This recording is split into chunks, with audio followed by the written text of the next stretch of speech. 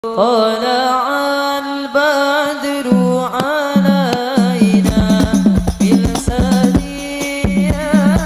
الوداع وجب الشكر علينا ما دعا لله.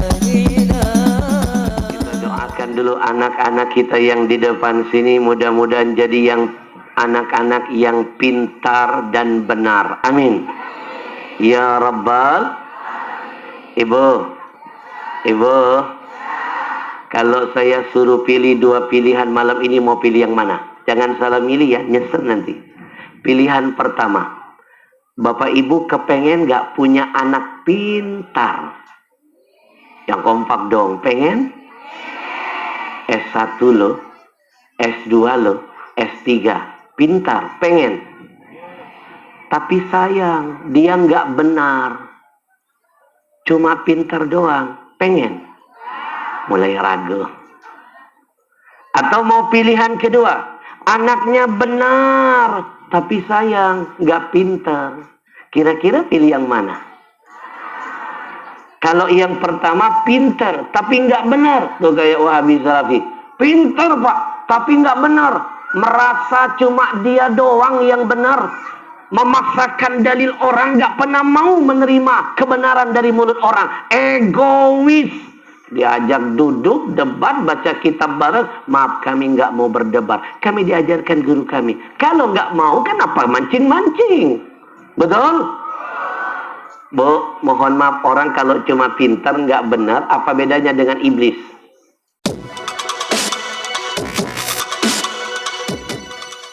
Baik Bapak Ibu jemaah yang dirahmati Allah, sebelum kita masuk kepada acara yang kita tunggu, Safari Dakwah Kajian Ilmu yang akan langsung disampaikan oleh Tuan Guru kita Habib Ahmad Al-Habsyi, izinkan kami menyampaikan kembali kesepakatan kita dari awal biar tidak mengurangi keberkahan majelis ilmunya. Bapak Ibu, di waktu tausiah Tuan Guru kita berlangsung, jangan ada lagi yang bersuara. Setuju? Siap kerjasamanya? Nah, jangan ada lagi yang bersuara. Kita dengarkan kajian Tuan Guru kita dengan hikmat. Buka mata, pasang telinga, duduk dengan tenang. Insya Allah kita akan mendapatkan keberkahan dan ilmu berlimpah ruah. Amin. Amin ya Rabbal Alamin. Baik Bapak jemaah yang dirahmati Allah, mewakili daripada MC mempersingkat waktu, langsung saja kita masuk kepada acara yang kita tunggu-tunggu, Safari Dakwah Kajian Ilmu, yang akan langsung disampaikan oleh Tuan Guru kita Habib Ahmad Al-Habsyi. Waktu dan tempat kita persilakan dengan segala hormat. Allahumma salli ala Sayyidina Muhammad.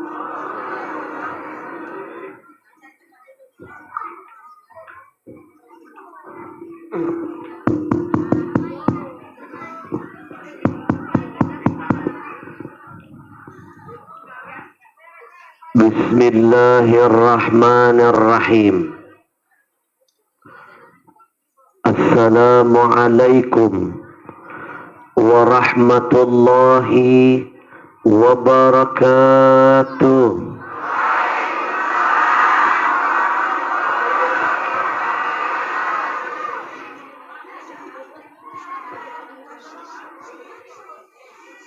Innal hamdalillah wassalatu wassalam ala rasulillah wa ala alihi wa sahbihi wa man wala wa la hawla wa la quwwa illa billah.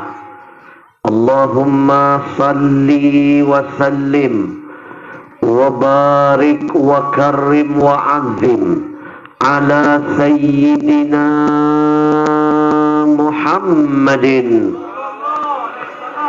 ala sayyidina Muhammadin wa ala alihi wa ashabihi ajma'in, amma ba'du. Yang saya muliakan pembina Rumah Tahfidz Al-Mizan, Bapak Dede Maulana SEMH, Hadir bersama kita Bapak Kades Mencirim, Kuta Limbaru Bapak Johan Wahyudi SPDI.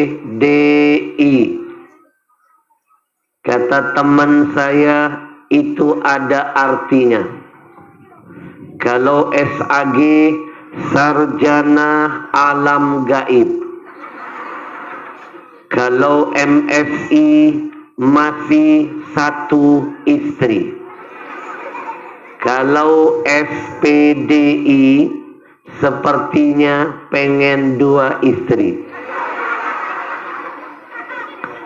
Hadir bersama kita Ketua FKSMM Al-Ustadz M. Hendro SPDI, Pengurus Wirid Akbar Ibu-Ibu Kecamatan Sunggal, dan segenap hadirin hadirat yang berbahagia.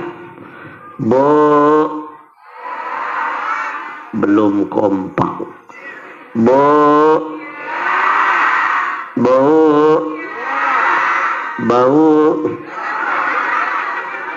Bau kok iya.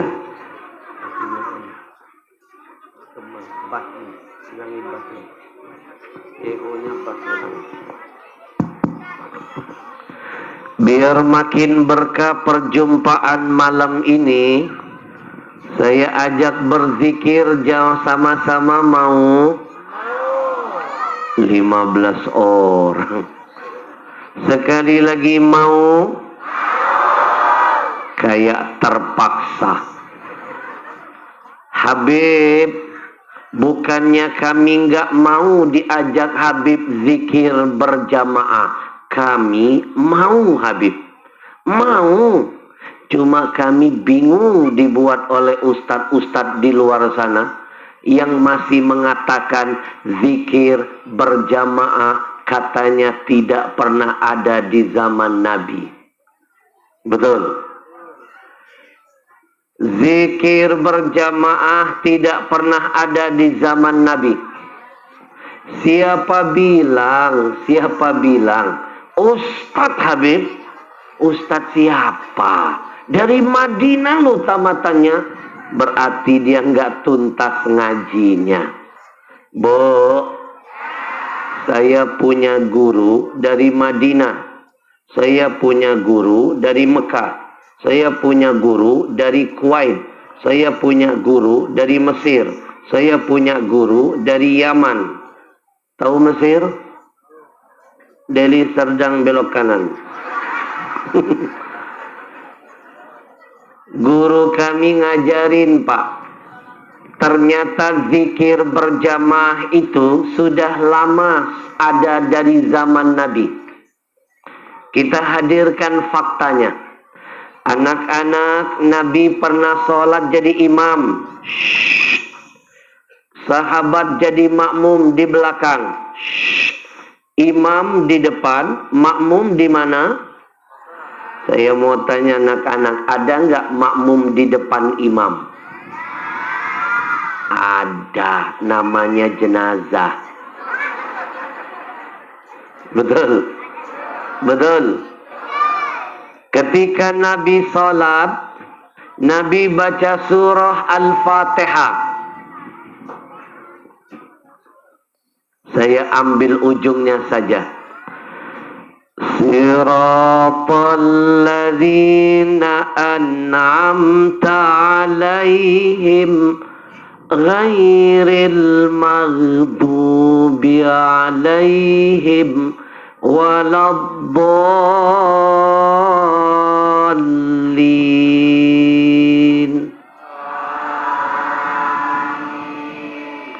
Bukankah amin yang Bapak Ibu teriakan berjamaah itu adalah zikir? Bukankah itu sudah diteriakan berjamaah dari zaman Nabi? Siapa bilang zikir berjamaah tidak pernah ada dari zaman Nabi? Betul. Betul. Amin itu zikir. Mana buktinya kalau amin zikir? Kalau amin bukan zikir, mana mungkin amin itu jadi amaliyah Nabi kita Muhammad sallallahu. Nabi sering mengaminkan doa malaikat. Ketika Nabi pernah naik mimbar, naik anak tangga pertama, Nabi berkata, amin. Enggak pakai ma'ruf ya. Enggak pakai ma'ruf. Naik anak tangga kedua, Nabi kembali teriak, amin. Naik anak tangga ketiga, Nabi kembali berkata, amin. Selesai khutbah, sahabat bertanya, ya Rasul, tadi kami mendengar 3 kali engkau menyebut kalimat amin. Ada pesan apa dari Allah buat kami semua? Nabi menjawab, atani Jibril. Tadi Jibril datang bertamu kepadaku. Jibril berkata, Muhammad, aminkan 3 doa saya kepada Allah. Aminkan. Amin adalah zikir. Kalau bukan zikir, mana mau Nabi mengucapkannya. Betul? Yang kedua, amin itu pasti zikir. Kalau bukan zikir, mana mungkin jadi amaliyah para malaikat. Bukankah malaikat itu makhluk yang selalu berzikir? La ya'sunallah, gak pernah maksiat. Kerjaannya ibadah, zikir, zikir kepada Allah. Anak-anak, ternyata malaikat sering mengaminkan doa kita. Nabi yang ngasih bocoran ketika kita berdoa, mengangkat tangan, mendoakan orang lain tanpa sepengetahuan dia. Namanya bizahril ghaib. Bizahril ghaib.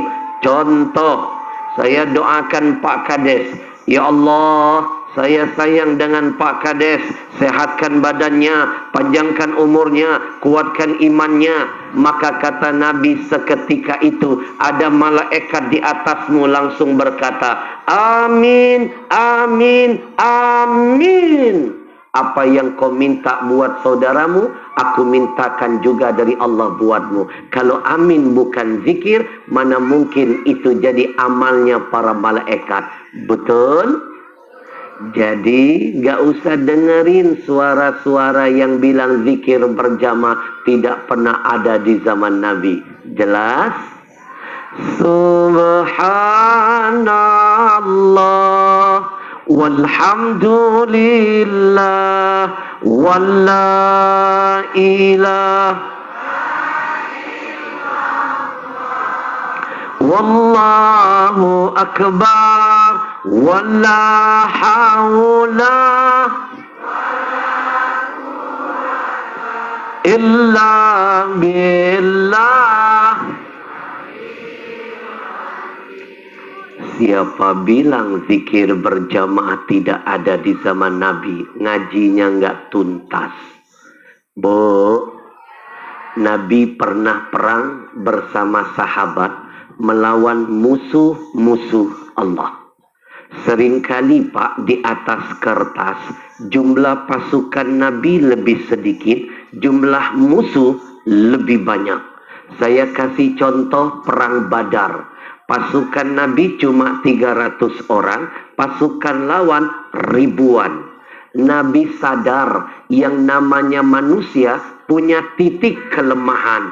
Kapan lihat lawan lebih banyak, lihat musuh lebih kuat, pasti gemetar sebelum perang. Betul?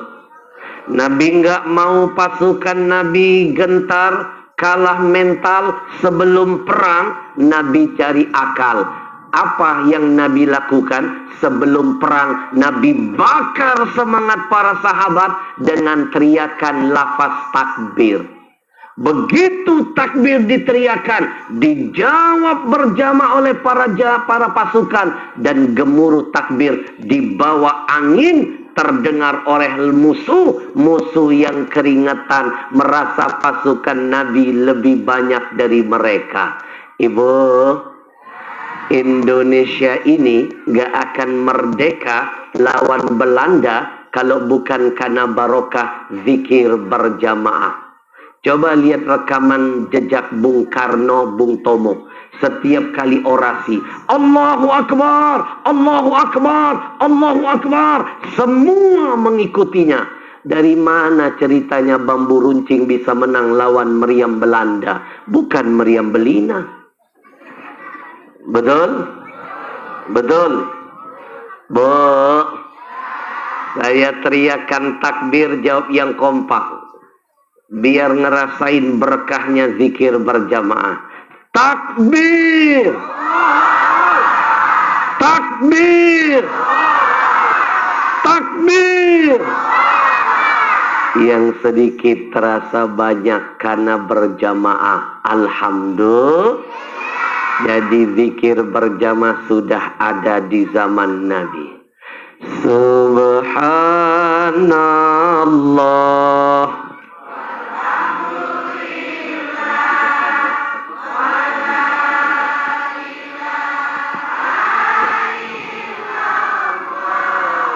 Wallahu akbar, wala haula wala quwata illa billah.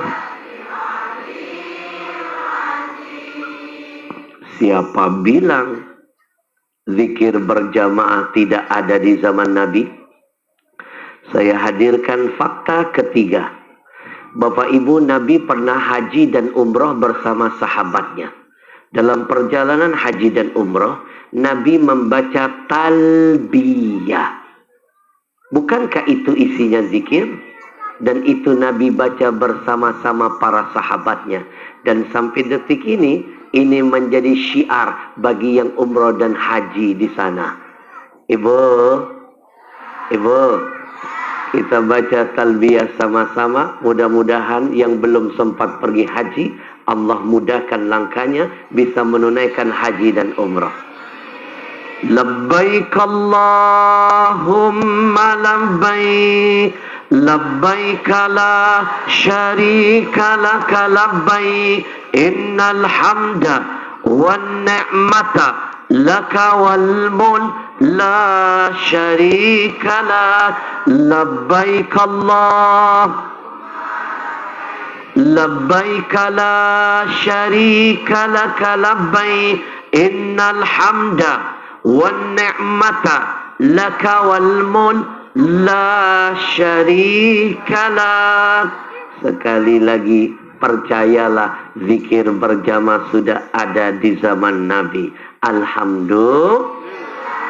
Kalau di hadapan saya ini ada Ustadz Wahabi, Salafi yang gak suka zikir berjamaah, saya hargai dalil Anda. Tapi jangan coba-coba jadi penghalang bagi saya. Setiap kali saya berdakwah, saya pasti mengajak jamaah saya untuk terus berjamaah dalam berzikir. Alhamdulillah. Sallallahu ala sallallahu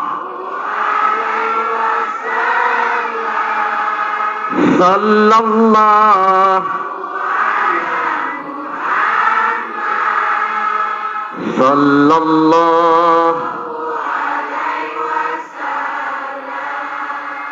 Karena saya sering dapat cerita dari jamaah yang namanya kelompok Wahabi ini, modalnya cuma satu. Di zaman Nabi tidak pernah ada, Nabi tidak pernah melakukannya. Bid'ah. Pauk lu. Ini pemikiran sesat dan menyesatkan. Dulu kami di pondok diajarkan namanya ilmu usul. Dalam teori usul ada istilah at-tarku la ya'ni at-tahrim. Tarkun nabi bi af'alin minal af'al laisa dalilan ala hurmatihi. Bukan berarti tidak ada di zaman Nabi. Nabi nggak pernah melakukan itu. Lalu dengan seenak-enak kalian langsung mengharamkan perkara itu. Itu awal kebodohan dan kesesatan kalian. Betul?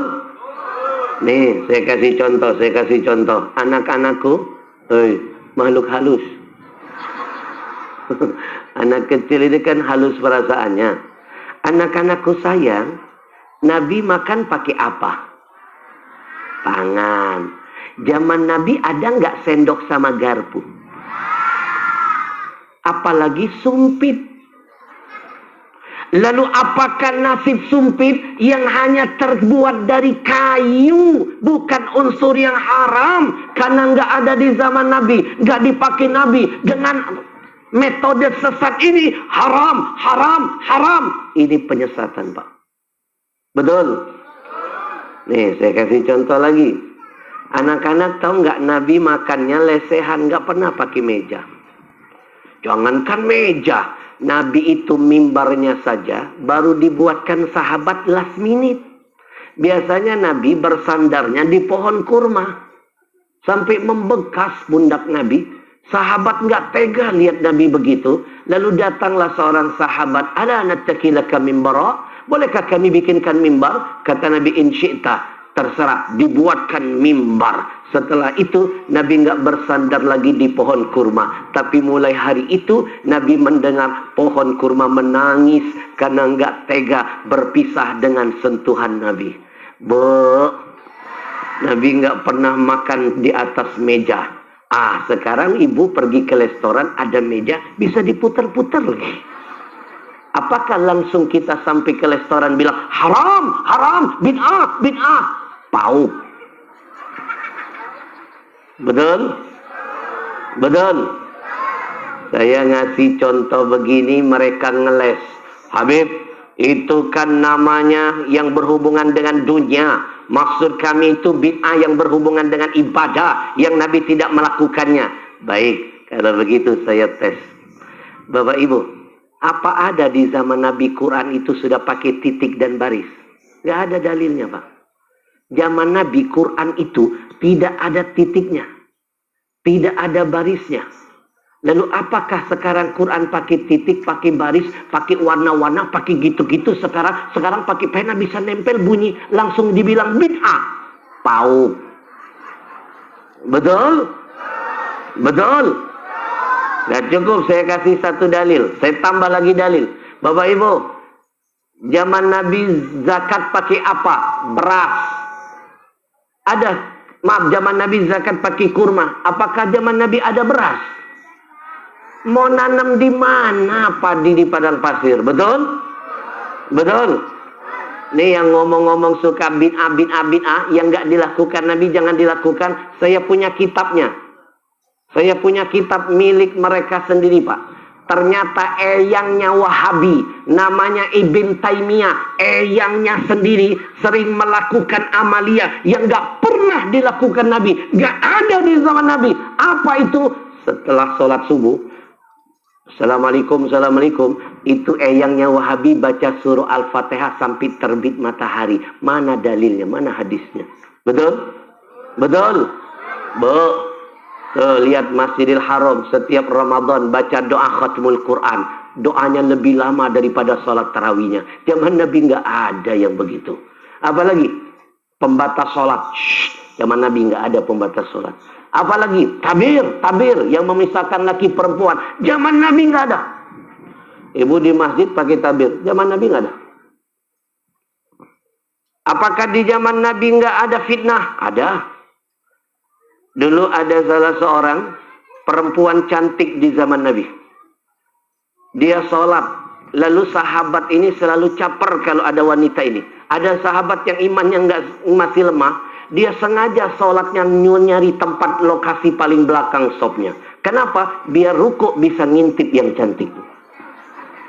Ketahuan Nabi, Nabi langsung mengeluarkan hadis. Nabi nggak langsung bilang, ayo besok pasang cadar. Enggak. Nabi keluarkan hadis, lelaki sop paling baik sholatnya di depan, paling jelek di belakang. Perempuan paling baik di belakang, paling buruk sopnya di depan. Apa zaman Nabi nggak ada fitnah? Sudah ada fitnah. Tapi nggak pernah Nabi bilang cadar. Betul? Nggak ada tabir. Jadi jangan dikit-dikit dipukul semuanya yang nggak ada di zaman Nabi. Sesat, bid'ah. Bid'ah itu sudah dibagi oleh ulama kita terdahulu. Imam Asy-Syafi'i membagi bid'ah itu ada dua. Satu, kata Imam Syafi'i, selama dia nggak bertentangan dengan Quran, dengan hadis, dengan ijma, dengan asar, dengan qiyas, maka ini hukumnya bid'ah yang hasanah. Seperti apa? Nih, Ibu, Bu, musabaqah hifdzil Quran zaman Nabi nggak ada. Penemu kitab Iqra, tahu Iqra? Dulu anak kecil ini susah belajar Quran, tapi ada yang menemukannya, itu yang dari Jawa.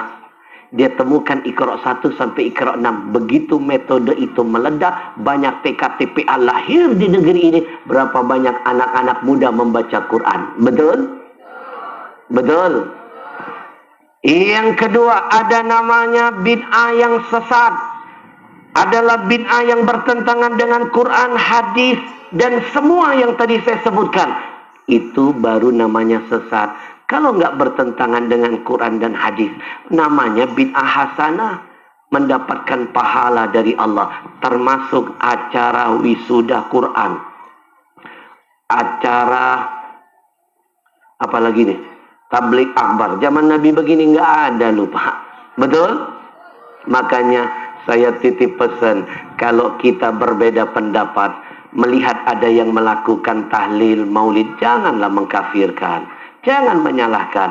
Anda nggak mau mengamalkan, Anda pegang dalil Anda, tapi jangan jadi penghalang bagi orang lain untuk melakukannya.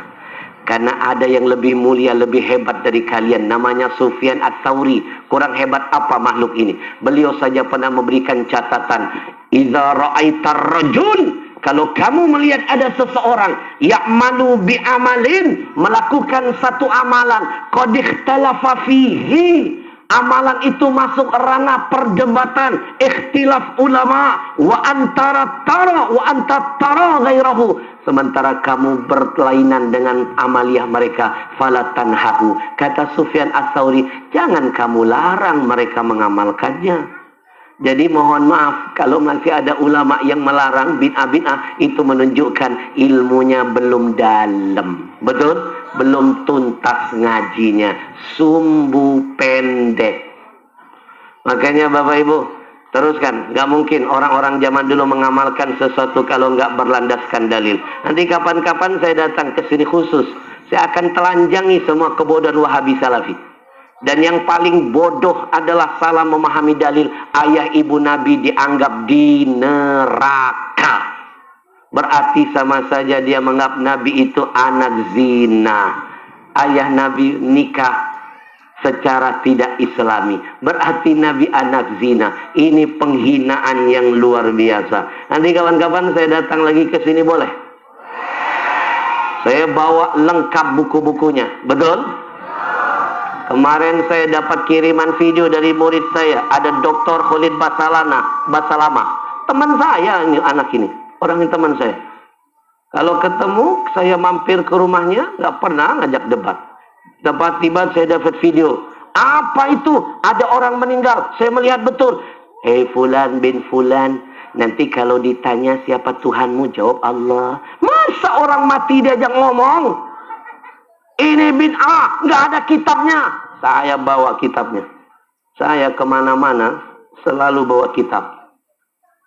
Nih, kitab ini karya Al-Imam Al-Asqalani, jilid kedua, halaman 300 lebih. Di sini membahas tentang bahwa talqin itu disunnahkan buat mayit. Karena mayit itu mendengar tapi dia nggak bisa menjawab. Di buku ini juga halaman 306, di sini dijelaskan dalil bahwa ternyata Nabi pernah menyiram kuburan.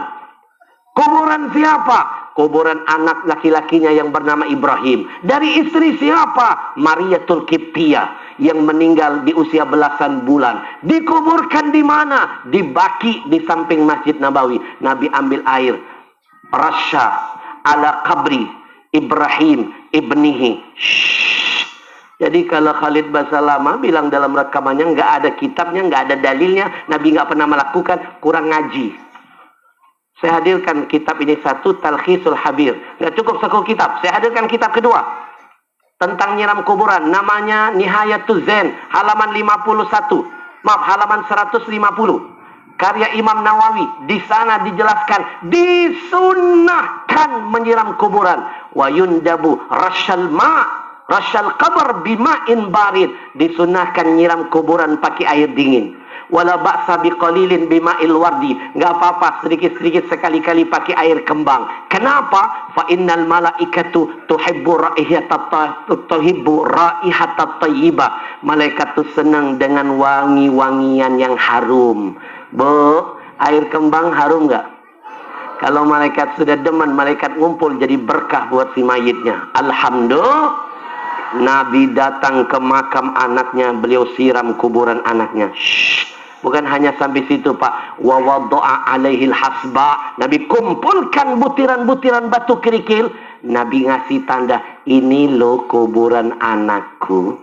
Itulah jadi kias batu nisan di kuburan. Alhamdulillah. Sallallahu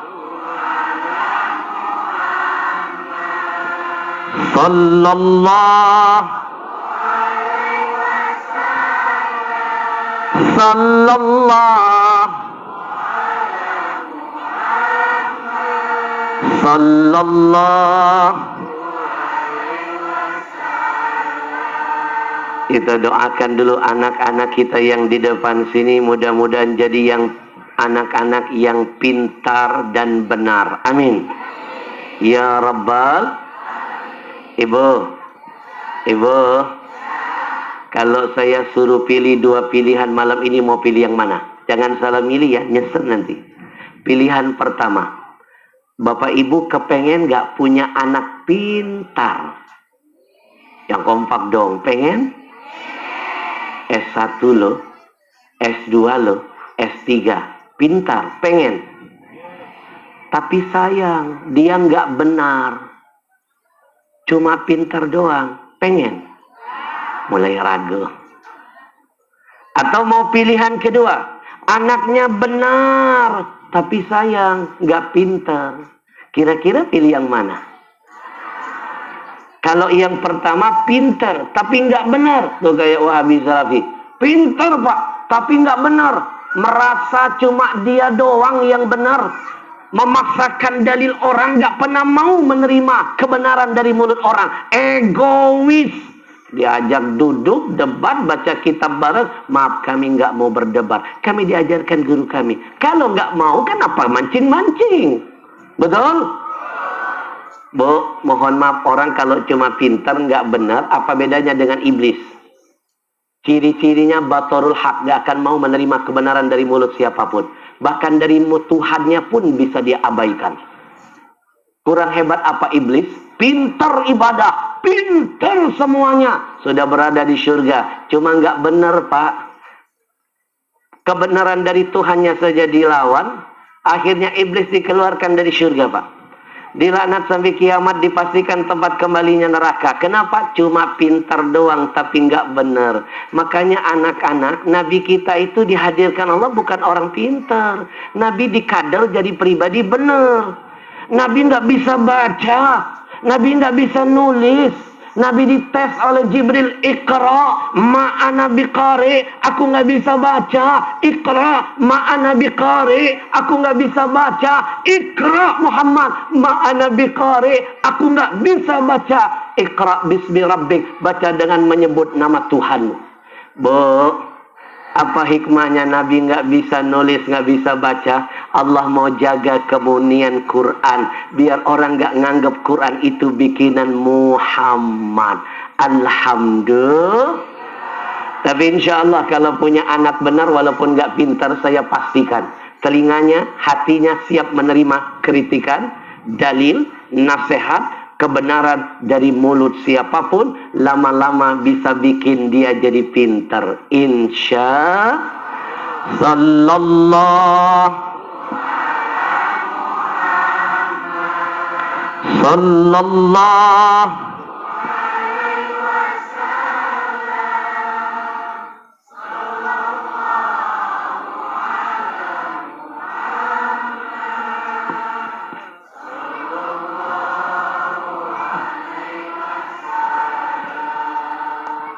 singkat, padat, episode berikutnya. Ini mohon maaf, sebenarnya malam ini saya lagi nggak sehat. Suara mendadak hilang. Hari ini ada 4 acara dari tadi subuh sampai sekarang belum istirahat. Bu, apa saya SMS aja lanjutannya? Bu, lanjut. Tenang, ini baru pembukaan. Itu pun baru pembukaan 1. Masih ada pembukaan 9. Betul? Bu, sebelum saya lanjutkan, saya ingin mengucapkan dulu ribuan terima kasih kepada yang jadi sponsor, wasilah membawa saya malam ini hadir di sini. Sepanjang jalan saya menuju ke sini, sepanjang jalan saya mutar-mutar di Deli Serdang, masuk kota, masuk tol, saya merasa kayak pulang kampung loh. Ada yang mirip Pak Kades, kampung sini, Deli Serdang, Medan, Sumut, dengan kampung datuk saya di Arab. Ada yang mirip, ada kemiripan. Tadi sepanjang jalan, saya melihat pohon kurma di mana-mana. Oh, sawit. Saya pikir kurma itu. Bapak Ibu, siapa yang menghadirkan saya tahun ini tablik akbar di Medan dan sekitarnya? Bukan bupati, bukan wali kota, bukan gubernur, bukan orang paling kaya di Sumut ini. Yang menghadirkan saya Pak Kades. Masya Allah. Mereka anak-anak muda. Muda usianya. Mantap jihadnya. Mereka lah yang jadi sponsor. Mereka membentuk satu komunitas. Namanya Yayasan Kampung Zikir Madani. Tepuk tangan dulu dong buat mereka semua. Boleh berdiri. Mereka inilah yang berjasa menghadirkan saya. Bapak Ibu harus berterima kasih dengan mereka. Dari Jakarta saya ke sini naik pesawat terbang, tahu? Bukan naik odong-odong. Tiket pesawatnya mahal, tahu? Bukan murah. Yang bayar tiket pesawat saya mereka, bukan panitia malam ini. Tanya panitia malam ini, gak diminta sedikit pun biaya tiket pesawat saya. Alhamdulillah. Ayo, nikmat apa lagi yang sudah engkau dustakan? Pak Kades, saya keliling Indonesia, berdakwah di mana saja. Saya nggak pernah pergi berdakwah sendirian. Saya selalu bawa gerbong. Selalu bawa gerbong. Saya panggilkan gerbongnya. Bu, saya kemana-mana bawa gerbong.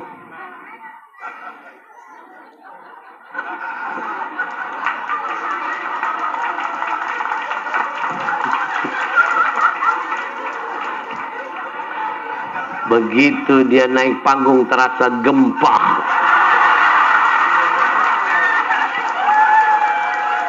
Bu, kemana-mana saya keliling Indonesia saya bawa gerbong. Ibu bayangkan, tiket saya saja mahal loh, apalagi tiket makhluk ini. Ini kalau naik pesawat, biayanya diminta 2 kursi Pak Kades. Kadang-kadang saya kesian lihat nasib dia. Kalau dia ikut saya berdakwah, pergi ke negeri pelosok, pesawatnya pasti kecil. Kalau sudah pesawatnya kecil, kursinya sempit. Bapak Ibu bayangkan saja bagaimana penderitaan makhluk ini. Dia duduk terjepit dan terhimpit di dalamnya. Tapi untung ada seorang pramugari cantik, baik hatinya. Pramugari itu nggak tega lihat asisten saya. Lalu dia mendekat, menawarkan solusi kepada asisten saya. Apa kata pramugarinya? Abang, kalau seandainya abang susah duduk di kursi yang sempit ini, bolehkah kami tawarkan solusi buat abang? Abang, kami bagasikan saja.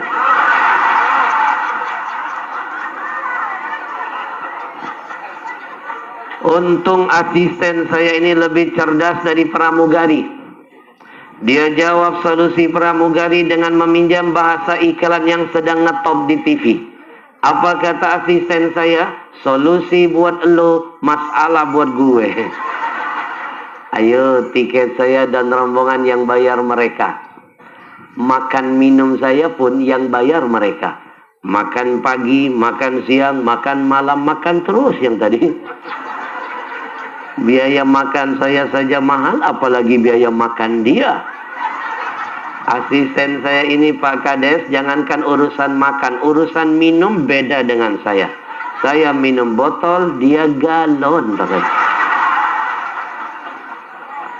Jadi panitia malam ini tidak usah repot-repot ya mempersiapkan makanan buat saya, nggak usah Pak Kades. Nggak usah Pak Kades, nggak usah. Bungkus aja. Mobil yang menghantarkan saya ke sini Innova hitam. Yang bayar sewa mobilnya mereka loh. Panitia nggak dibebankan sedikit pun biaya antar jemput saya. Saya datang tidak dijemput, pulang tidak diantar. Siapa yang bilang jelangkung? Ngajak berantem ini. Panjang ini urusannya. Ini kalau saya laporkan ke Polsek, kena ini. Ini kena pasal perbuatan tidak menyenangkan. Jelangkung. Pak Kades, hotel saya pun di area duta 3 kamar. Yang bayar bukan panitia, yang bayar anak-anak muda ini. Ayo, nikmat apa lagi yang sudah engkau dustakan? Saya pastikan di luar sana belum tentu ada anak-anak muda masa mudanya mau diajak jihad ngurusin agama Allah. Tepuk tangan buat anak muda. Bapak Ibu, anak muda zaman sekarang coba lihat apa kerjaannya. Masa muda tawuran, narkoba, kebut-kebutan, geng motor, main slot. Bahkan tidak sedikit anak muda zaman sekarang masa mudanya sudah nggak hormat-hormat kepada yang lebih tua. Betul? Saya hadirkan faktanya. Pak Kades, beberapa bulan yang lalu Pak Kades, ada kejadian viral, heboh, ada video yang beredar di handphone kita. Cerita tentang anak remaja pakai seragam pramuka Pak. Mereka naik motor Pak. Berhenti di pinggir jalan. Ketemu seorang nenek tua. Si nenek itu bukannya ditolong. Si nenek itu bukannya dihantarkan pulang. Tapi si nenek ini malah ditendang. Terjatuh si nenek. Menangis kesakitan. Berlari si nenek ketakutan. Bapak Ibu jawab yang kompak. Nonton gak video yang memalukan dan memilukan ini? Yang kompak nonton gak? Demi Allah malam ini saya bersumpah. Saya Ahmad Al-Habsyi bersumpah malam ini. Video yang tadi bapak-bapak ibu-ibu tonton tentang anak remaja yang menendang nenek-nenek, itu demi Allah sebenarnya kejadiannya persis di depan mata saya. Makanya saya bisa bercerita begini di depan mata saya Pak Kades, di depan mata saya. Tapi saya nggak bisa menyelamatkan si nenek karena kejadiannya secepat kilat. Saya hanya bisa mengusap dada, mengutuk perbuatan anak itu semua. Saya hanya bisa meneteskan air mata. Bayangkan di depan mata saya, di depan mata saya. Saya kan lagi buka TV. Ada berita itu. Saya kan lagi buka TV. Ada berita itu. Bukankah itu sama saja di depan mata? Adakah yang salah omongan saya ini? Habib dilawan. Tepuk tangan buat semuanya. Mohon maaf Pak Kades, ini teknik ceramah terbaru.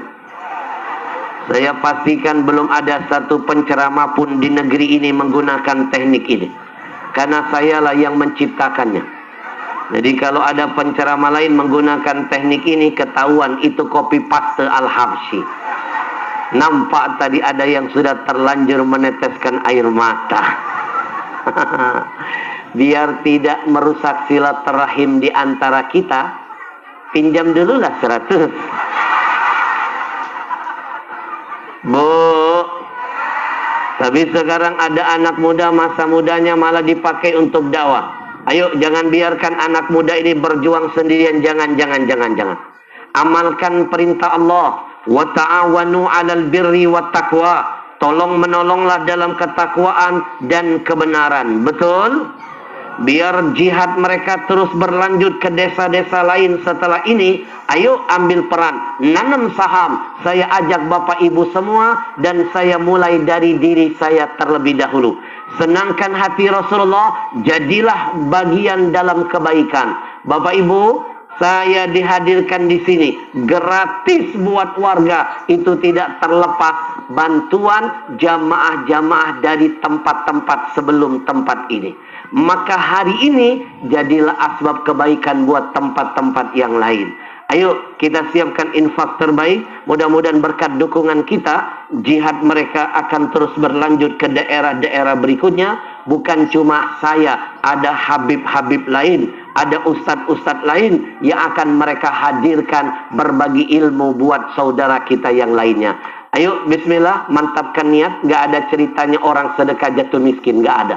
Yang ada makin kenceng sedekahnya, berkah hartanya, nambah usahanya, bahagia hidupnya.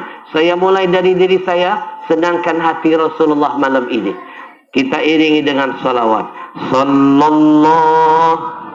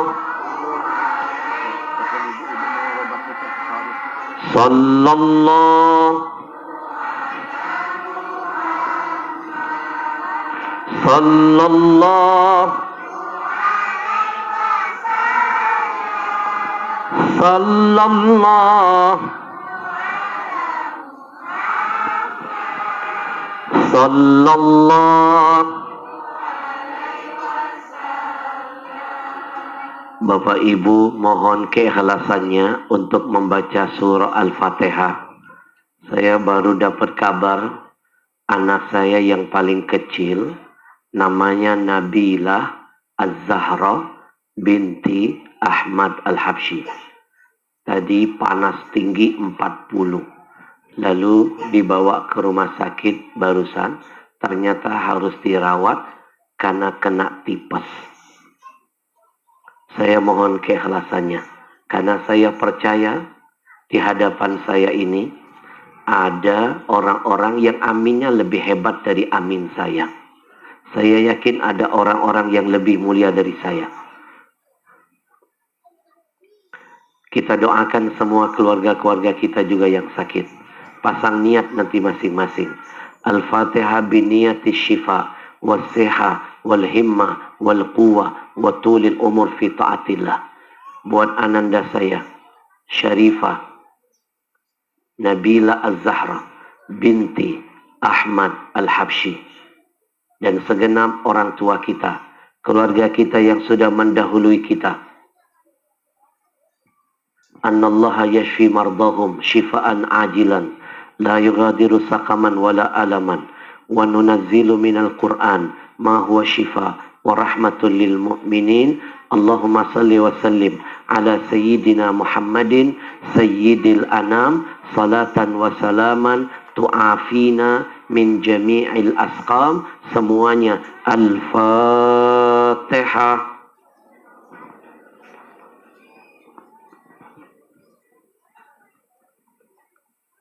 Siratal ladzina.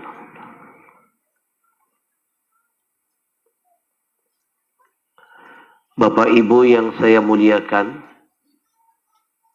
Bu, Ibu, saya titipkan ilmu hari ini. Buat apa?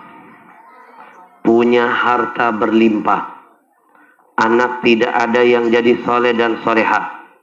Lebih baik kita nggak usah punya apa-apa, asal anak kita ada yang jadi soleh dan solehah.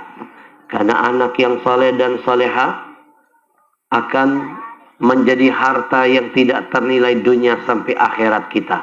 Betul? Ibu, buat apa punya pangkat, jabatan, kedudukan tinggi di negeri ini? Jadi presiden, jadi menteri, jadi gubernur, jadi bupati, jadi wali kota. Tapi sayang anak kita nggak ada yang jadi soleh dan solehah. Lebih baik kita nggak usah jadi apa-apa, asalkan anak ada yang jadi soleh dan solehah. Karena anak yang soleh dan solehah akan menempatkan ayah ibunya pada posisi yang paling tinggi nanti di hadapan Allah. Anak-anakku sayang, Nabi pernah bercerita. Dulu kata Nabi pernah cerita, Bu, innar rajul la turfa darajatuhu fil jannah. Kata Nabi, ada suami istri nanti pada hari kiamat dibangkitkan Allah duluan. Dipersilakan masuk surga duluan tanpa ngantri. Menyeberang di atas siratal mustaqim tanpa hambatan. Hei. Seru banget, ajak-ajak dong. Bu, sayang kalau majelis ilmu cuma mau ngobrol, sayang. Satu kali Anda duduk di majelis ilmu, itu lebih mulia daripada Anda 1000 rakaat sholat sunat. Pernah sampai 1000 rakaat sholat sunat? Sholat tarawih 20 aja minggat loh. Jadi kalau sholat saja 1000 rakaat kalah pahalanya, apalagi cuma ngomong. Sayang. Kalau mau ngomong pulang saja, sayang. Rugi loh. Anda rugi. Satu kali duduk di majelis ilmu, yukafir sab'ina majlisul lahwi. Menghapus 70 tempat yang sia-sia, yang anfaedah yang pernah kita datangi. Disinilah tempat untuk menghapus tempat-tempat yang buruk yang pernah kita datangi. Jadi kalau cuma ngobrol saja sayang. Kalau ini masih maklum, makhluk halus, antum makhluk kasar. Betul? Saya itu paling nggak suka 3 hal Pak dalam majelis. 1, ada yang ngomong ketika berbicara. Nggak suka saya. Percuma saya ngomong. Yang kedua, saya paling nggak suka ketika tausiah ada yang merokok. Nggak punya adab itu. Betul? Gak mungkin ada berkah. Yang ketiga, bagi-bagi makanan di saat ustadznya sedang tausiah. Ilmunya gak akan masuk dalam kondisi kenyang. Dulu kami di pondok diajarin menghafal Quran dalam kondisi kami disuruh lapar. Semakin kami berpuasa, makin cepat kami menghafal Quran. Tapi kalau dalam kondisi kenyang, ilmu malah tidak akan bisa diterima. Betul? Maka tutup mulut biar keberkahan majelis kita nggak akan hilang. Insya Allah.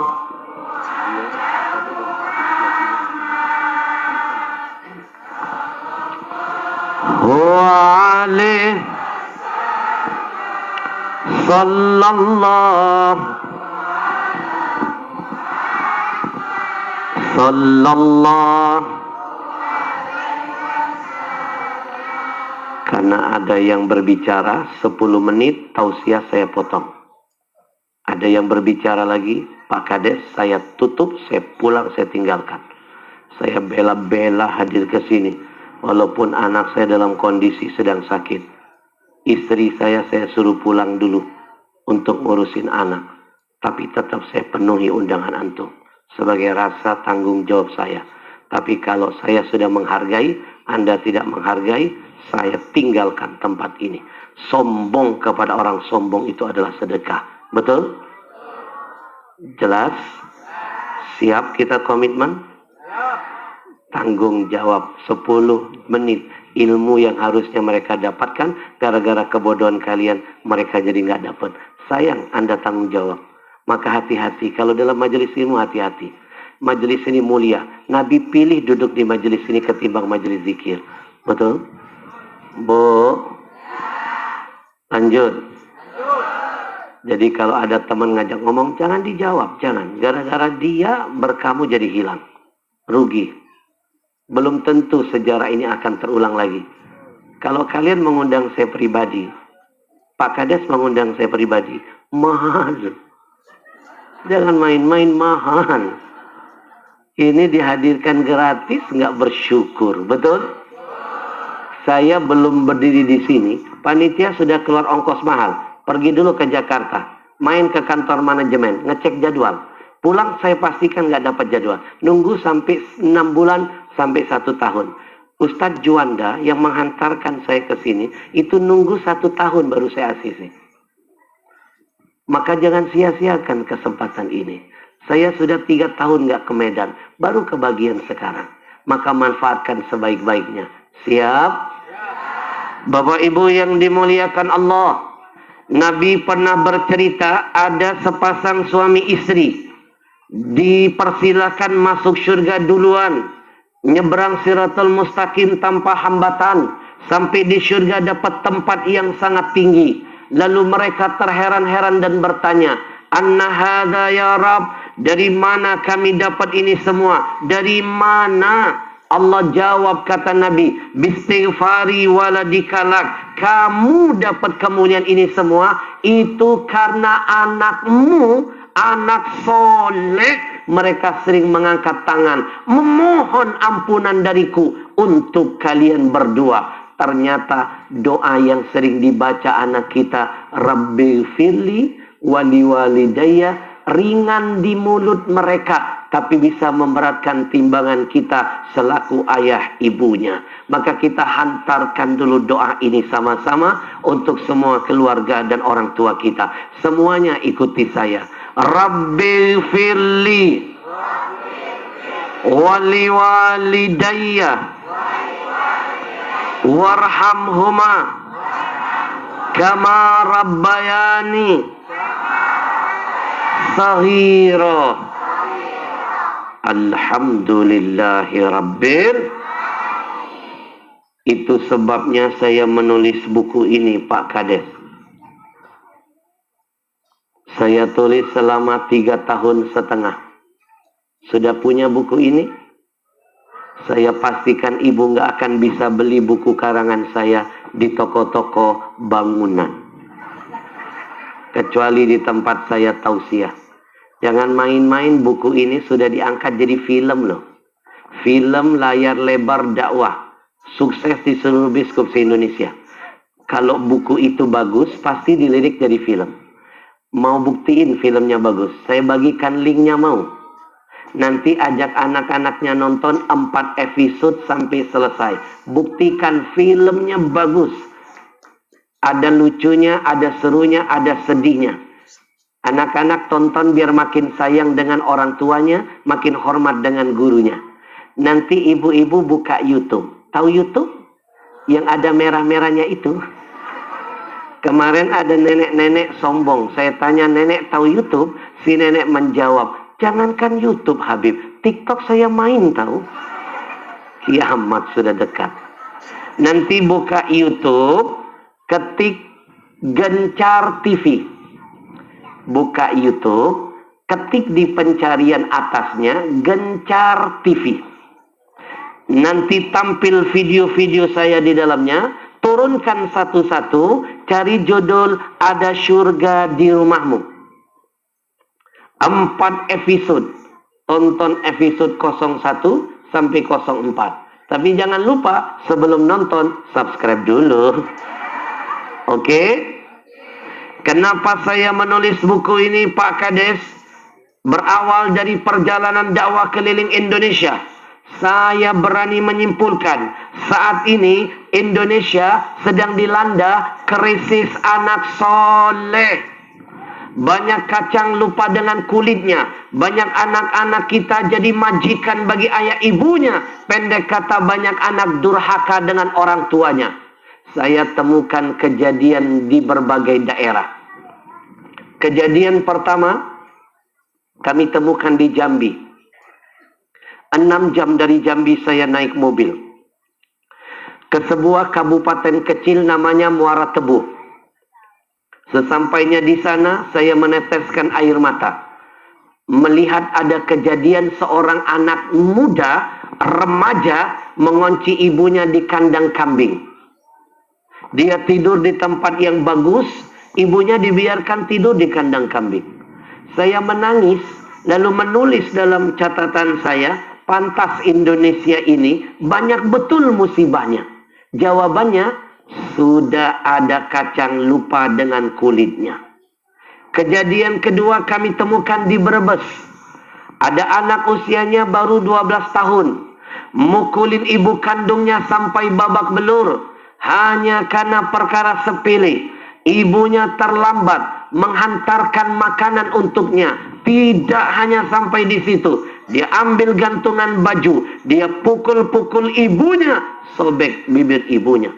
Saya kembali menangis dan menulis dalam catatan saya, pantas Indonesia banyak bencana musibah. Jawabannya, sudah ada anak jadi majikan bagi orang tuanya. Yang paling memalukan kisah ketiga kami temukan di Jawa.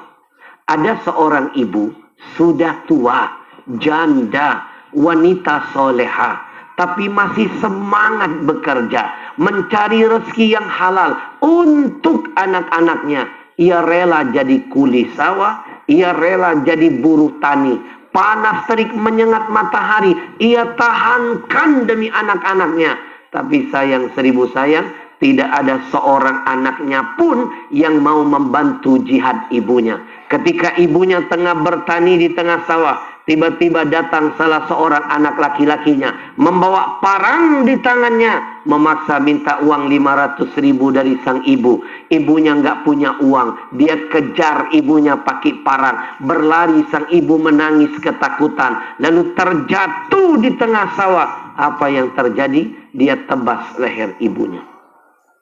Terpisah Pak Kades kepala dengan lehernya hanya gara-gara uang senilai 500.000 saja. Saya makin menangis, lalu menulis dalam catatan saya, pantas Indonesia banyak betul malapetaka. Mulai dari tsunami, banjir bandang, tanah longsor, gunung meletus, gempa bumi, angin puting beliung, likuifaksi. Mana mungkin ada asap kalau bukan karena api? Mana mungkin Allah murka, Allah kirim bencana bertubi-tubi kalau bukan karena faktor dosa besar yang sudah terjadi. Dosa besar apa? Selain syirik kepada Allah yang cepat mengundang murkanya Allah. Dosa durhaka dengan orang tua. Sampai detik ini saya belum menemukan dalam Quran ada ayat menyebutkan ada anak setan tega menyembelih leher ibunya. Sampai detik ini saya belum pernah menemukan dalam hadis ada satu riwayat ada anak setan durhaka dengan orang tuanya. Sejahat-jahat anak setan, jangankan membunuh, durhaka saja tidak ada riwayatnya. Tapi anak manusia, jangankan durhaka, membunuh pun ada. Jangan-jangan manusia sekarang lebih gila daripada setan. Jangan-jangan setan sudah takut lihat manusia.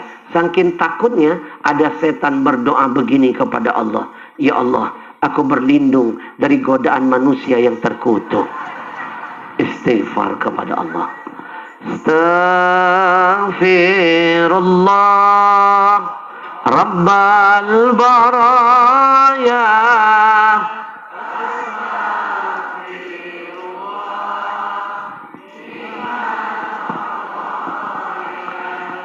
Itu sebabnya saya menulis buku ini. Saya kasih judul Ada Syurga di Rumahmu. Bahasa Arabnya Al-Jannatu fi Baitika. Siapa syurga kita di rumah? Ayah dan ibu. Lebih dekat lagi ada di mana? Di bawah telapak kaki ibu. Tapi sadarkah kita dengan segala kebodohan kita sering mencari syurga yang jauh, lupa dengan syurga yang dekat. Kalau saya kupas buku ini 1 bulan gak akan selesai. Hari ini sedikit saja saya bocorkan. Bapak Ibu, Lihat anak-anak di luar sana, makam-makam keramat jauh-jauh didatengin. Keramat hidup satu rumah, orang tua nggak diurusin. Ini namanya mencari surga yang jauh, lupa dengan yang dekat. Padahal orang tua kita juga keramat. Saking keramatnya, jangankan mendoakan, nyumpahin jadi doa. Orang tua itu doanya makbul, sumpahnya manjur. Anak-anak masih ingat gak di Padang ada anak muda yang disumpah ibunya jadi batu. Bantu saya, namanya siapa? Itu baru maling kundang loh, belum yang maling motor, maling mobil. Sebentar lagi maling-maling suara. Betul? Anak zaman sekarang sibuk mencari surga yang jauh, lupa dengan yang dekat. Saya kasih contoh. Manggil pasangan kok romantis. Darling, darling, dadar guling. Manggil orang tua, hoi, hoi, hoi, hoi. Selalu nada yang tinggi dan menyakitkan hati. Tolong ingat, istrimu bisa jadi mantan, Pak. Suamimu, Bu, bisa jadi mantan. Tapi ayah ibumu nggak akan pernah jadi mantan. Seorang ayah bisa membahagiakan 10 anaknya. 10 anak belum jaminan bisa membahagiakan seorang ayahnya. Seorang ibu berani mati melahirkan 10 putra-putrinya. 10 anak belum tentu berani mati demi seorang ibunya. Ayahmu nggak ada jualnya, ibumu nggak ada gantinya. Anak-anak, pasang telingamu, ibumu ngeden ketika melahirkanmu. Keluar kamu. Coba kamu ngeden. Apa bisa keluar ibu? Betul. Ibu ngeden keluar anak. Anak ngeden keluar apa? Nggak usah dibahas. Kuning-kuning sembarangan. Betul. Lihat anak zaman sekarang, Pak. Sama Habib, sama Kiai, sama Ustadz minta doa. Sama orang tua sendiri nggak pernah minta didoain. Ini namanya mencari surga yang jauh, lupa dengan surga yang dekat. Padahal doaul walid liwaladihi kadu'ain nabi li ummatihi. Doa orang tua untuk anak-anaknya, kedahsyatannya bagaikan doa nabi bagi umatnya. Betul? Lihat anak zaman sekarang. Kepada atasan bisa bilang begini, siap komandan, laksanakan 86. Buat atasan kata 86 keluar. Buat orang tua keluar kata malah pembangkangan. Buat apa kita mulia di luar sana? Hina di mata orang tua sendiri. Lebih baik kita hina di luar sana, asal mulia di hadapan ayah ibu kita sendiri. Tepuk tangan buat orang tua kita semua. Saya pastikan anak durhaka jangan mimpi masuk surga. Mencium bau surga diharamkan Allah. Nabi yang pernah ngasih bocoran, inna rihal jannah tujad ala masiro alfi amin. Kata Nabi, surga itu punya bau. Baunya bisa kita cium jarak 1000 tahun menuju ke surga. Tapi sayang, kata Nabi, ada 2 golongan manusia, jangankan masuk ke dalamnya, mencium baunya diharamkan Allah. Anak durhaka, jangan berhayal bisa dapat syafaatul uzma dari Rasul kita. Jangankan dapat syafaat, mandang wajah Nabi diharamkan Allah. Nabi sendiri yang pernah memberikan catatan. Ana bariun mimman lam yuaddi haqqa walidayhi. Saya Muhammad berlepas tangan kepada anak-anak yang gak pernah memberikan haknya kepada orang tuanya. Hak anak kepada orang tua berbakti. Kalau Nabi bilang berlepas tangan, mimpi dapat syafaatnya. Betul? Anak-anak durhaka jangan pernah berhayal bisa happy ending di akhir hidupnya. Jangan pernah mimpi bisa husnul khatimah. Saya pastikan tidak ada satu riwayatnya. Bahkan yang ada, anak durhaka dicepatkan azabnya sebelum matinya. Nabi sebutkan dalam sabdanya, babani muajjalani uqubatahuma fid dunya. Ada 2 dosa besar yang akan Allah segerakan azabnya bagi pelakunya di dunia, tidak menunggu dia wafat. Dosa itu adalah durhaka dengan orang tua. Maka istighfarlah kepada Allah. Astaghfirullah.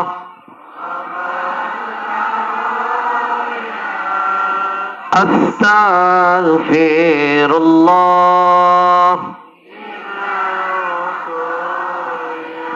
Demi Allah kita akan sadar orang tua kita mahal harganya nanti ketika jenazahnya terbaring di hadapan kita. Berapa banyak orang bodoh di antara kita, ayah ibu masih ada, malas kita cium tangannya, malas kita cium kening dan pipinya. Kenapa setelah meninggal dunia, masuk ke dalam kubur, kita baru sibuk mencium-cium batu nisannya. Berapa banyak anak-anak bodoh di antara kita, orang tua masih sehat, malas pulang kampung membesuk dan merawatnya. Setelah wafat, baru sibuk mendatangi kuburannya. Berapa banyak orang-orang yang bodoh di antara kita, orang tua masih hidup, malas menelponnya, mendengar suaranya, bercanda dengannya. Begitu sudah meninggal dunia, baru sibuk ngajak ngomong kuburannya. Saya ingatkan diri saya dan semuanya, kita akan sadar orang tua mahal harganya nanti ketika jenazahnya terbaring di hadapan kita.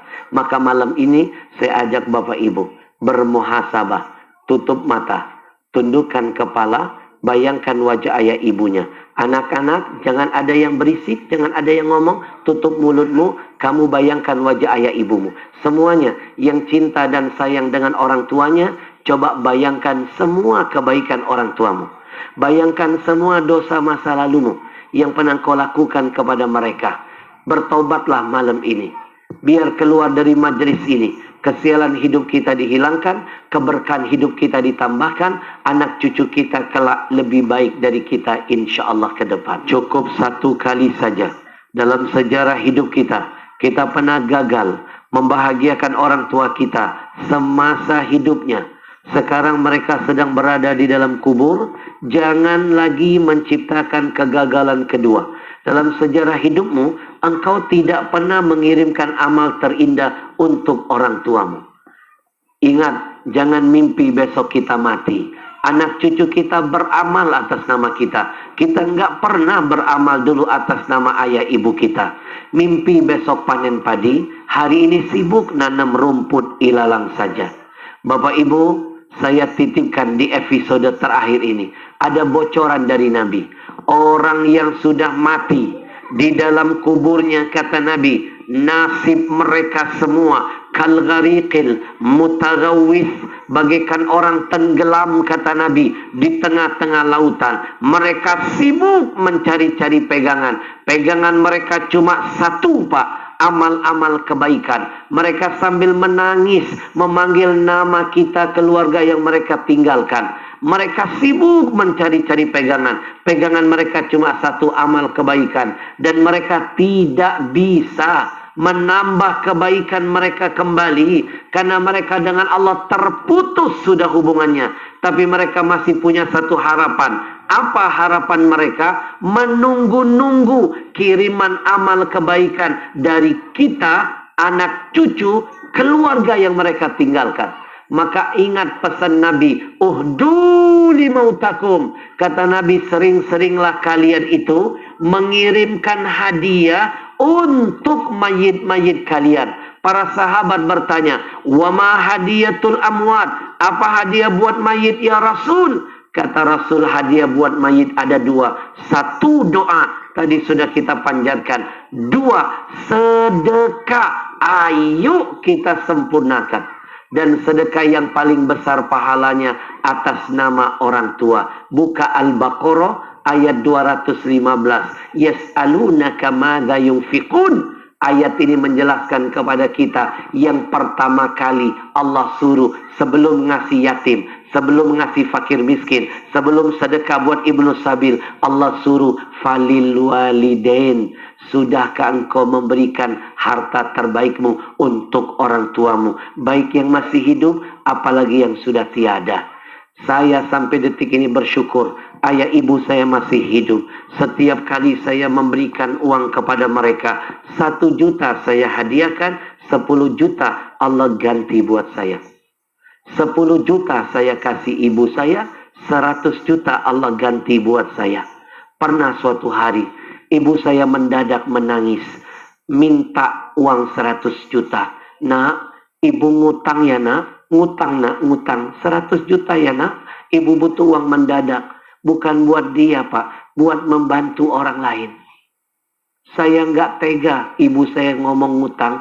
Saya bilang, Umi, jangan pakai ngutang. Umi mencuri uang saya, Umi dan ayah halal, silakan. Jangankan mencuri, jangankan ngutang, nyuri saja halal. Jangankan harta saya, nyawa saya buat kalian.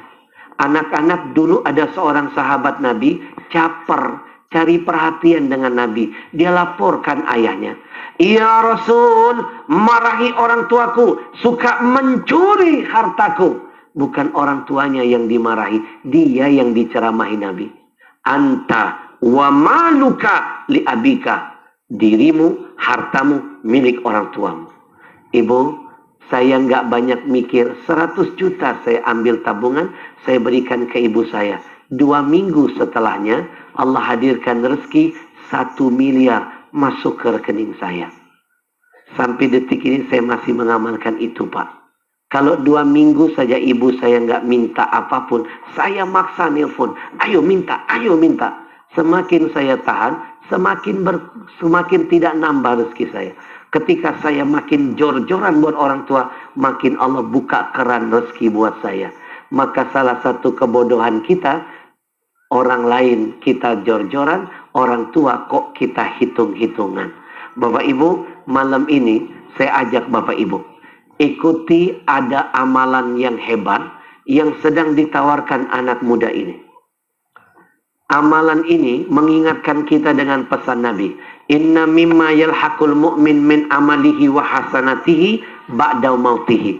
Kata Nabi, ada amalan yang gak bakal putus sampai hari kiamat pak. Mengalir sampai hari kiamat buat si mayit yang kita niatkan. Buat kita jadi berkah, buat yang kita niatkan jadi hadiah terindah yang membahagiakan si mayit sampai kiamat. Apa amalannya? Salah satunya ikuti program anak muda ini. Bapak Ibu, saya cuma dakwah bil lisan. Sampai detik ini pesantren saya belum selesai. Tapi mereka dakwanya dengan tindakan. Mereka lebih dulu punya pesantren pak. Saya ikut meresmikan. Berhektar-hektar di Pekanbaru pak. Ratusan anak yatim piatu semua digratiskan pak. Mereka nggak bisa jadi ulama, mereka ingin berjuang mencetak ulama. Bapak Ibu, mereka bukan hanya menghadirkan Habib Kiai gratis ke pelosok-pelosok, tapi mereka mengajak umat untuk kaderisasi ulama. Karena mereka menghitung ketika 3 tahun corona kemarin datang ke Indonesia, lebih dari 1000 ulama wafat meninggalkan kita. Lebih dari 1000 ulama. 3 tahun corona, lebih dari 1000 ulama meninggal. Kalau presiden hari ini meninggal, besok rebutan orang jadi penggantinya. Tapi kalau ulama hari ini wafat, 10 tahun, 20 tahun, belum tentu ada yang bisa menggantikannya. Saya kehilangan Ustadz Tengku Zulkarnain karena COVID. Saya kehilangan Syekh Ali Jabir, sahabat saya. Saya kehilangan Habib Novel Al-Kab, pimpinan pondok pesantren terbaik di Jawa Barat. Darul Habib namanya. Saya kehilangan Profesor, Doktor, Imam, Mawardi, ulama ternama di Madura, sahabat saya. Karena COVID, dan masih banyak lagi Pak. Bapak Ibu, anak muda ini ingin belajar seperti pohon pisang. Belum tumbang, mereka sudah menyiapkan tunas di sekelilingnya. Ibu, ikuti program mereka ini. Tancapkan sedekahmu, niatkan jadi semennya, pasirnya, gentengnya, keramiknya, atapnya, besinya, maka setiap itu menempel sampai kiamat akan jadi sedekah jariyah yang terus mengalir bagi siapapun yang kau niatkan. Niatkan buat orang tuamu, mertuamu, gurumu, suamimu, istrimu, anak cucumu, semua yang sudah mendahuluimu. Niatkan buat yang hidup jadi berkah, yang wafat jadi ampunan. Niatkan buat anak cucumu yang belum dapat keturunan. Karena salah satu yang membuat doa diijabah, menjadikan kebaikan menjadi wasilah dalam doamu. Bapak Ibu, di Riau ada seorang pimpinan pondok. 12 tahun menikah nggak punya anak. Berobat kemana-mana sudah putus asa. Lalu ikut program ini. saya suruh dia tambahkan niat. Ya Allah, dengan infakku ini hadirkan keturunan dalam hidupku. 2 bulan setelahnya, istrinya, dia ngasih kabar istrinya sudah hamil. Bapak Ibu, gantungkan hajatmu di balik kebaikanmu, biar cepat Allah penuhi keinginanmu. Dan kabar baiknya Bapak Ibu, anak muda ini mengajak kita bersedekah, nggak perlu sekarang Pak, nggak perlu. Nabung dulu Pak. Cukup nanti angkat tangan, sebutkan nama, sebutkan jumlah yang siap engkau jihadkan di jalan Allah, yang akan kau hadiahkan buat siapapun yang kau cintai. Buat yang hidup, niatkan jadi berkah, yang wafat jadi ampunan. Nanti ada tim mereka yang pakai rompi coklat, mereka mencatat, lalu mereka cuma menitipkan nomor rekening yayasan pesantren mereka saja. Pulang dari tempat ini, masih ada waktu untuk ngajak keluarga, teman, saudara, patungan, jamaah perwiritan. Masih punya waktu sampai 1 minggu setelah acara ini kita menabung. Nggak cukup 1 minggu, 2 minggu kita menabung. Setelah itu transferkan sesuai dengan jumlah berapapun yang siap engkau titipkan di jalan Allah. Bapak Ibu, nggak sanggup sedekah yang besar, ikuti yang kecil. Nggak sanggup sendirian, ajak rombongan gotong royong. Saya kemarin terharu Pak Kades, tadi siang jamaah perwiridan diangkat tangan, Habib, kami dari perwiritan ibu-ibu titik-titik, kami titip 3 juta atas nama ayah ibu kami semua, atas berkah anak cucu kami, mudah-mudahan jadi penghafal Quran, mudah-mudahan jadi berkah kami, rezeki, keluarga, anak cucu, husnul khatimah. Kami ada 10 orang Habib, kami kompak, insya Allah kami nabung masing-masing 300.000 untuk menembus dosa kami kepada ayah ibu kami. Hapus dosamu dengan kebaikanmu. Nanti yang 300.000 pulang ke rumah cari orang 3, masing-masing 100.000. Percayalah, kalau ada niat pasti ada kemudahan. Bapak Ibu, ada lagi cerita kedua, anak muda menangis. Saya ajak muhasabah seperti tadi, lalu dia angkat tangan, Habib, saya banyak dosa dengan ayah ibu saya, mereka sudah meninggal dunia, saya niatkan 3 juta, saya tancapkan di saham akhirat ini, saya niatkan ini semua atas nama ayah ibu saya. Dicatat namanya, dititipkan nomor rekening yayasan. Malamnya cerdas, dia putur rekening itu pakai handphonenya, cepret, dia share di grup WA-nya. Teman-teman, handphone bisa kita beli, motor bisa kita beli, rumah bisa kita kreditkan. Masa 100.000 niatkan buat orang tua susah sekali. Ayo, uang bisa kita cari. Kesempatan berbakti belum tentu datang lagi teman-teman. Teman-temannya langsung merespon, saya titip 100.000 buat ayah saya 200.000 buat ibu, saya 50.000, saya 200.000, saya 300.000. Dalam waktu 1 malam Pak Kades, hanya lewat WA, nggak perlu nunggu 1 minggu. Allah hadirkan kemudahan, dia jadi asbab hidayah teman-teman WA-nya, malah terkumpul 8 juta. Niat cuma 3 juta, jadi 8 juta. Itu sebabnya kenapa setiap tahun menjelang haji ada cerita pemulung pergi haji, pemborong tidak. Penjual koran pergi haji, penjual berlian susah. Pembantunya pergi haji, majikannya tidak. Apa bedanya? Yang satu berani berniat dalam kebaikan, Allah hadirkan rezeki dan kemudahan. Yang satu uang dalam genggaman, nggak pernah berani niat baik, sampai mati uang tidak memuliakan dia.